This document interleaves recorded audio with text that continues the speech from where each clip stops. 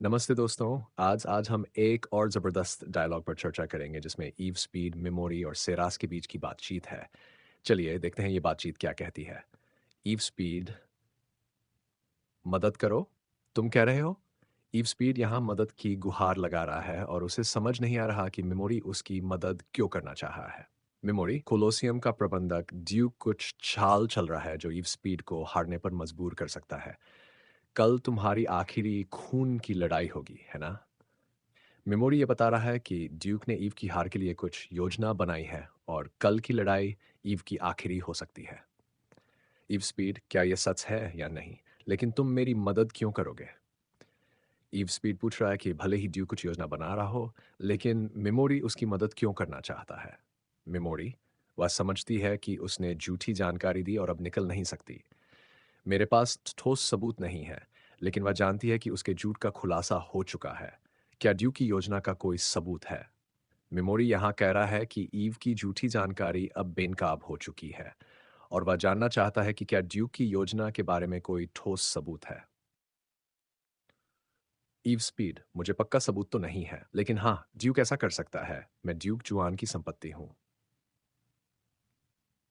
Ewe यहाँ बता रहा है कि उसे ड्यूक की योजना का पक्का सबूत नहीं है, लेकिन उसे लगता है कि ड्यूक ऐसा कर सकता है। अ, वह ये भी मानता है कि वह ड्यूक का सामान है। मेमोरी, क्या यह असंभव है कि तुम आखिरी खून की लड़ाई को छोड़कर मोनोरोए के साथ आई छोटी लड़की के साथ भाग जाओ? मेमोरी पूछता है कि क्या ईव आखिरी लड़ाई छोड़कर उस छोटी लड़की के साथ भाग सकता है? ईव स्पीड, अगर तुमने उस पर हाथ भी डाला। ईव गुस्से में है और धमकी भरे लहजे में कहता है कि अगर किसी ने उस लड़की को नुकसान पहुंचाया तो वह बर्दाश्त नहीं करेगा। मेमोरी, मैं सिर्फ ये कहना चाहता हूं कि हम तुम्हारी स्थिति को समझते हैं। तुम्हें अपनी स्वतंत्रता के लिए पैसे जुटाने में बहुत मेहनत करनी पड़ी है। मेमोरी शांति से बता रहा है कि वह ईव की स्थिति को समझता है और उसकी मेहनत की सराहना करता है। सेरास, तुमने उसकी आज़ादी खरीदने के लिए 2 साल तक लड़ा है। सेरास भी ये बताती है कि ईव ने उस लड़की की आज़ादी के लिए 2 साल संघर्ष किया है। ईव स्पीड, मैं तुम्हारा धन्यवाद करता हूँ कि तुमने की मेहनत तुमने तुमने ड्यूक की योजना बताई, लेकिन मैं कल की लड़ाई से भाग नहीं सकता। अगर कोई चाल भी होती है जो मेरे खिलाफ है, तो भी मैं कल की खून की लड़ाई जीतूंगा। मुझे अपनी आज़ादी खुद ही हासिल करनी है। ईव कहता है कि वह कल की लड़ाई से नहीं भाग सकता और उसे अपनी आज़ादी खुद ही हासिल करनी है, चाहे जो भी हो। मेमोरी, अगर तुम्हें टैबू की जादूगरनी के बारे में बताओ, तो हम तुम्हारी भागने में मदद करेंगे। इसके अलावा अगर कोलोसियम के साथ-साथ मर्सनरी गिल्ड भी शामिल हो जाता है, तो पूरे महाद्वीप के मर्सनरी हमें ढूँढेंगे। कहीं भी भागने की कोशिश करेंगे, हम लगातार पीछा किए जाएँगे। मेमोरी सुझाव देता है कि अगर टैबू की जादूगरनी के बारे में बताता है, तो उसकी मदद की जाएगी। लेकिन अगर मर्सनरी गिल्ड शामिल हो जाती है, तो लगातार पीछा किया जाएगा। ईव स्पीड, ड्यूक जुआन हमें लगातार पीछा करेगा। हम कहाँ भाग सकते हैं अगर हम कानूनी रूप से अपनी आज़ादी नहीं पाते? ईव कहता है कि ड्यूक उसे लगातार पीछा करेगा और वह सोचता है कि अगर वे कानूनी रूप से आज़ादी नहीं पाते, तो कहीं भी भागना मुश्किल होगा। मेमोरी, देखो ईव, अगर तुम हमें टैबू की चुड़ैल का पता बता दो, तो हम तुम्हारी भागने में मदद कर सकते हैं। लेकिन रुक जाओ, ये इतना सिंपल नहीं है। अगर मर्सनरी गिल्ड जो कोलोसियम को भी मैनेज करता है इसमें कूद गया, तो पूरे महाद्वीप से इनाम के पीछे पागल लोग तुम्हारे पीछे पड़ जाएंगे। सोचो, चाहे हम कहीं भी भागें, हमें लगातार कोई ना कोई छेद करता रहेगा। तो यार, क्यों नहीं तुम बस उसे पकड़ते और भाग जाते? अब मेमोरी की बात में लॉजिक तो है, लेकिन इफ स्पीड भी कोई हल्के खिलाड़ी नहीं है। वो बड़े ही सीरियस अंदाज में जवाब देते हैं ना। इफ स्पीड, मेमोरी, तुम क्या सोच रहे हो? बच्चा और मैं अगर किसी तरह भाग भी गए तो ड्यूक जुआन हमें छोड़ देगा? ऐसा तो बिल्कुल नहीं होगा। हम चाहे कहीं भी भागें, वो हमें ढूंढ निकालेगा। अगर हम अपनी आज़ादी लीगल तरीके से नहीं लेते, तो हम हमेशा भागते ही रहेंगे। अब अगर हम इस सीन को गहराई से देखें, तो इव के जवाब में जो इमोशन है वो बहुत रियल है। उसे पता है कि सिर्फ भागना सॉल्यूशन नहीं है। ड्यूक जुआन जैसे पावरफुल विलन से बना है, तनन से बच पाना आसान नहीं। इसलिए इबज स्पीड के दिमाग में सिर्फ एक ही बात है, अगर आज़ादी चाहिए तो उसे लीगल तरीके से ही पाना होगा। तो दोस्तों, अब सीन में मेमोरी थोड़ा डिटेक्टिव मोड में आ जाता है और एक सीधा सवाल पूछता है। मेमोरी, तो ये जगह आखिर कहाँ होगी? तुम शायद सबसे ज़्यादा जानते हो इस बारे में। टैबू की चुड़ैल का घर आखिर है कहाँ?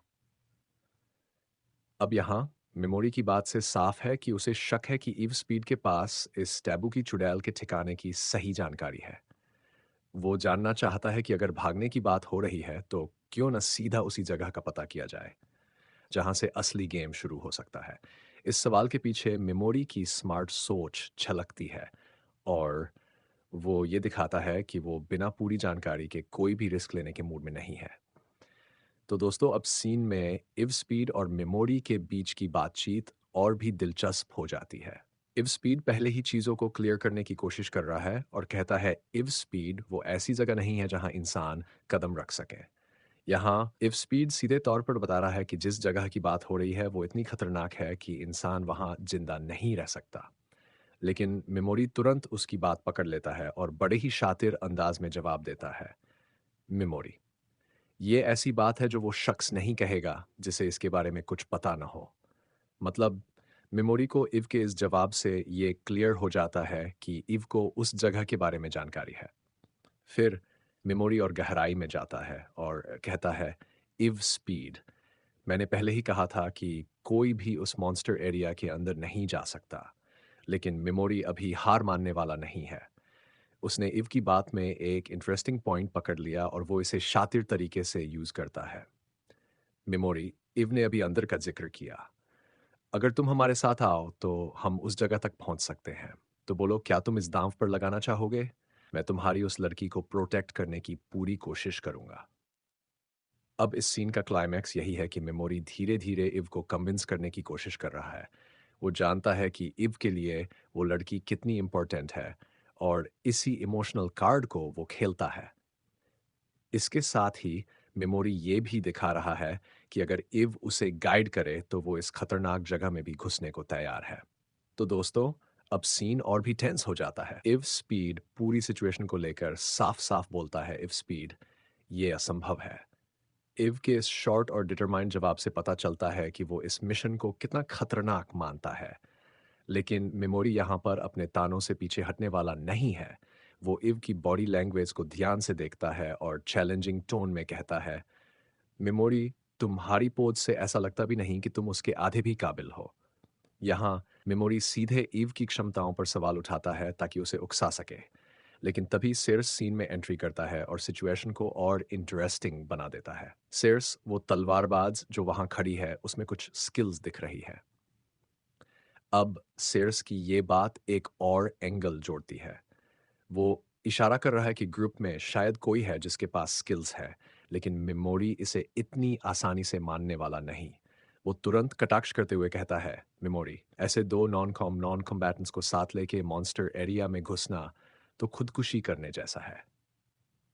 मेमोरी यहाँ साफ तौर पर कह रहा है कि इव के साथ अगर वो लोग हैं जिनके पास लड़ाई की स्किल्स नहीं हैं, तो ये मिशन पूरी तरह फेल होने वाला है। लेकिन मेमोरी अपने तानों से और आगे जाता है और एक बड़ा दांव खेलता है। मेमोरी, जो ब्लैक ड्रैगन नाइट्स को खत्म किया, वो मैं था। अगर मैं ऐसा कहूं तो क्या करोगे? ये सुनते ही सीन में माहौल और भी टेंस हो जाता है।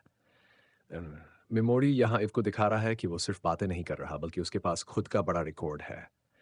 ब्लैक ड्रैगन नाइट्स जैसी खतरनाक टुकड़ी को हराना कोई छोटी बात नहीं, और मेमोरी इसी बात से अपनी साख जमाना चाहता है।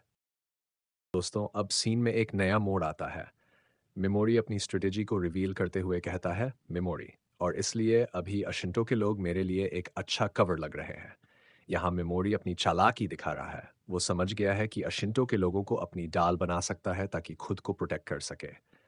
लेकिन ईव स्पीड इससे सहमत नहीं है और तुरंत कहता है, इव स्पीड, ये नामुमकिन है।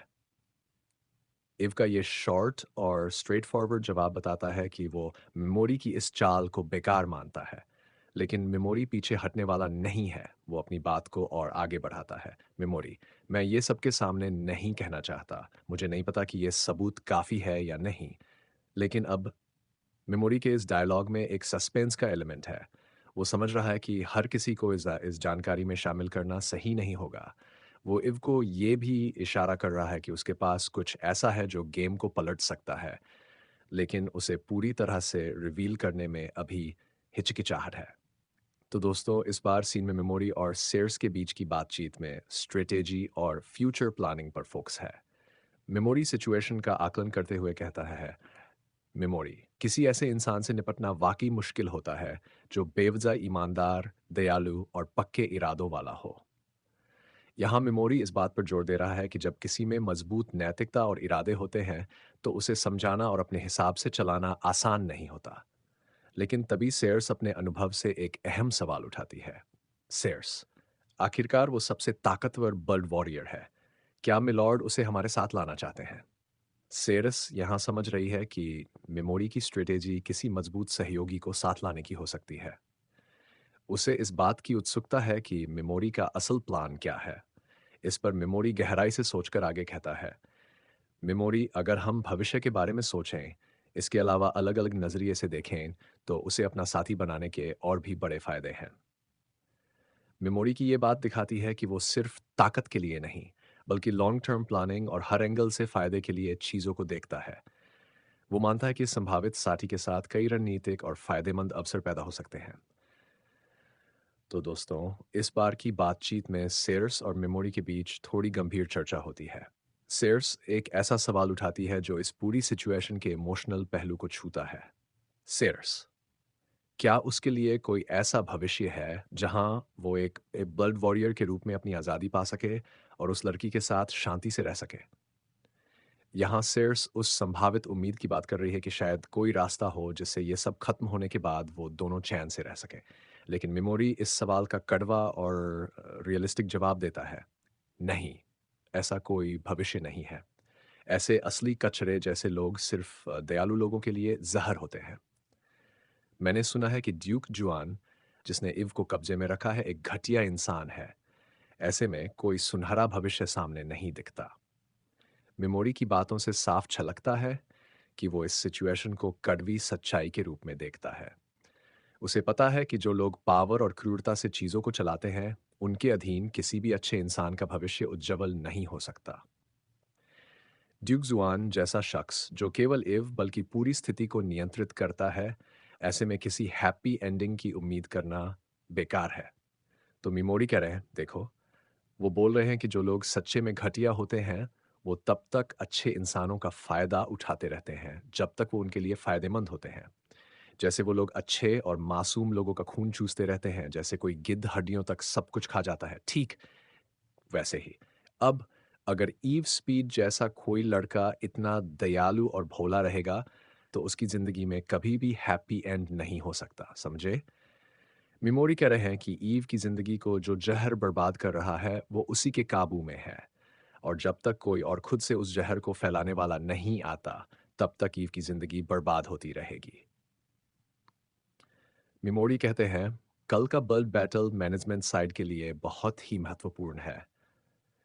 मर्सनरी गिल्ड मास्टर और ड्यूक जुआन की गाड़ियां, शायद वो एक मीटिंग कर रहे हैं। अब देखो, मेमोरी ये क्यों कह रहे हैं? मेमोरी यहाँ इस बात पर जोर दे रहे हैं कि कल का बल्ब बैटल मैनेजमेंट के लिए कितना अहम है। ये कोई साधारण लड़ाई नहीं है, इसका असर काफ़ी बड़ा हो सकता है। और मर्सनरी गिल्ड मास्टर और ड्यूक जुआन की गाड़ियां एक साथ नजर आ रही हैं। इसका मतलब ये हो सकता है कि ये लोग कोई बड़ी प्लानिंग कर रहे हैं, यानी कल की लड़ाई के पीछे कुछ बड़ा गेम चल रहा है। ये सब इसलिए हो रहा है क्योंकि मैंने उस आदमी से बात की जिसे हिटी कहते हैं। अगर ऐसा है तो हो सकता है कि उसने वाकई 5 ड्रैगन वॉरियर्स को मार डाला हो। उसने कहा था कि वो अब नॉर्मल स्टेट स्किल्स का इस्तेमाल कर सकता है और हर बार सफल भी होता है। मेरी बेचैनी खत्म ही नहीं हो रही। अब देखो, ईव स्पीड क्या कह रहा है?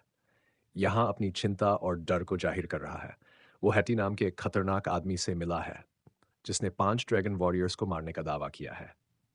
ये सुनकर ईव के मन में ये डर बैठ गया है कि हैटी की ताकत वाकई इतनी खतरनाक है कि वो हर बार अपने स्किल्स का सफल इस्तेमाल कर सकता है, जैसे पैरालाइज करना।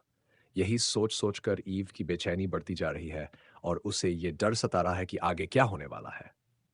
ईव स्पीड कहता है, उसने मुझे वो स्किल्स दिखाई जो जेन ने दिखाई दिखाई थी। दूसरे शब्दों में, उसने मुझे अपने ट्रम्प कार्ड्स दिखाए। लेकिन ड्यूक जुआन से वो ज़्यादा ईमानदार है। मुझे एक हीरो की तरह नहीं, बल्कि एक गुलाम की तरह ट्रीट किया जा रहा है। फिर भी वो ऐसा इंसान नहीं है जिस पर मैं सिर्फ अब कल की मुलाकात के आधार पर भरोसा कर सकूं। इसलिए मुझे अपने कान खोलकर ध्यान से सुनना चाहिए। ईव स्पीड कहता है, ड्यूक और गिल्ड मास्टर उस कमरे में हैं। वही लोग हैं जिन्हें मेरी आखिरी ब्लड बैटल के लिए चुना गया है। और साथ ही ड्यूक जुआन का दायां हाथ कोस्टेलो भी वहां है। भले ही कुछ भी हो जाए, मैं वहां बस यूं ही घुस नहीं सकता। मैंने सुना है कि उसने कई लोगों को मार डाला है जो ड्यूक की बात नहीं मानते थे। ईव स्पीड कहता है, कल का प्रतिद्वंदी थोड़ा मजबूत होगा, लेकिन ये कोई बड़ी बात नहीं है। बातचीत ज्यादा कल की लड़ाई की फाइनल कंफर्मेशन के बारे में हो रही है। प्रबंधन भी एक दमदार प्रतिद्वंदी तैयार करेगा और चिंता की कोई बात नहीं है, यहाँ कोई गंदे खेल नहीं हो रहे हैं। वैसे टूर्नामेंट ऑर्गेनाइजर कहते हैं, अरे तो ईव स्पीड के बारे में एक बड़ा प्लान है, सुनिए। ईव स्पीड को बिल्कुल उसी तरह मार दिया जाएगा जैसा हमने प्लान किया है, सही? हाँ, बिल्कुल। हम उसे वही एनेस्थेटिक पिलाने वाले हैं जैसा पहले किया था। अब ये बहुत ज़रूरी है कि हम हल्का एनेस्थेटिक इस्तेमाल करें। अगर हम स्ट्रॉन्ग एनेस्थेटिक का इस्तेमाल करेंगे तो दर्शकों को कुछ अजीब-सा महसूस होगा। इसे कहते हैं द प्यूरिफिकेशन साकाजुकी। आपको इसके बारे में पता होना चाहिए। हम इसे उसके आखिरी खून की लड़ाई से पहले रिचुअल में शामिल करेंगे। ओह मेरे भगवान! मध्यम वर्गीय लोग सचमुच एक दर्द की तरह होते हैं। दर्शक एक शुद्ध लड़ाई देखना चाहते हैं, बिना किसी चालाकी के। अगर उन्हें पता चला कि उन्हें धोखा दिया गया है, तो वे अपनी पर्स की डोरी नहीं खोलेंगे। क्या ईव का कोई प्लान नहीं है खून के योद्धा बने रहने का? मैंने उससे पूछा, लेकिन उसने कहा कि वह एक नई शुरुआत करना चाहती है और मना कर दिया। उसने ऐसी बातें कहीं जैसे, मैं इस तरह की लड़ाई जारी नहीं रख सकती। नहीं, शायद मैंने उसे बहुत अधिक पैम्पर किया है। शायद वह बहुत मजबूत है और इसी वजह से वह इतनी आसानी से लड़ सकती है। कितना बेकार! ऐसे खून के योद्धा बहुत कम होते हैं जो दर्शकों को इतना आकर्षित कर सके। चूंकि वह एक जानवर है, उसे इस्तेमाल करने का एक अच्छा तरीका है। हे भगवान! मैंने उसके जैसे गंदे व्यक्ति के लिए एक मंच तैयार किया और फिर भी वह इतनी अप्रसन्न है। वह एक जानवर ही है। हमें उसे चमड़ा उतार देना चाहिए और जीतने वाले को कल उसकी खाल पहनाने का विचार है। ये एक सजावटी हेडगियर की तरह होगा। ये निश्चित रूप से भीड़ को उत्साहित करेगा। दर्शक शो को बहुत पसंद करेंगे। वाह! अद्भुत! फिर हम विजेता को लेपर्ड किलर के रूप में प्रमोट करेंगे। सही है। ओह! कितना शानदार प्लान है। है, लेकिन अगर ईव कल की लड़ाई जीत जाती है, मैं उसे वैसे भी मार दूँगा। भले ही हम एक नया हीरो स्थापित कर सके, वह तब तक एक झंझट होगी जब तक वह ज़िंदा है, जैसा कि जुआन से उम्मीद थी। वैसे आप शायद इसके बारे में पहले से ही जानते होंगे, व्हाइट कॉइन में डार्क एल्फ, वहाँ एक लड़की है जिसे ईव वापस खरीदना चाहती है जो एक पूर्व दास की संतान है। क्या हम उसकी दया दिखा सकते हैं और उस लड़की को आज़ाद कर सकते हैं? वह अभी भी एक युवा बच्ची है, लेकिन वह एक शानदार सुंदरता में बदल जाएगी। उस लड़की के कारण ईव ने खून के योद्धा के रूप में हमारी योजना से अधिक समय तक बने रहने का निर्णय लिया है। दरअसल, मैं उस लड़की की कस्टडी लेने का प्लान कर रहा हूँ। क्या आपके पास उसके प्रति कोई भावनाएं नहीं हैं? हा हा हा! लेकिन आपने ईव ईव के साथ काफ़ी समय बिताया है। ओह! मेरे भगवान! आप क्या बेतुकी बातें कर रहे हैं? Guild master? मेरे पास उसके प्रति कोई भावनाएँ नहीं हैं। आखिर तक देखने के लिए धन्यवाद। अगर आपको ये सीरीज पसंद आई और आप और भी ऐसा कंटेंट देखना चाहते हैं, तो हमारे चैनल को सब्सक्राइब करना न भूलें, इस वीडियो को लाइक करें और इसे अपने दोस्तों के साथ शेयर करें।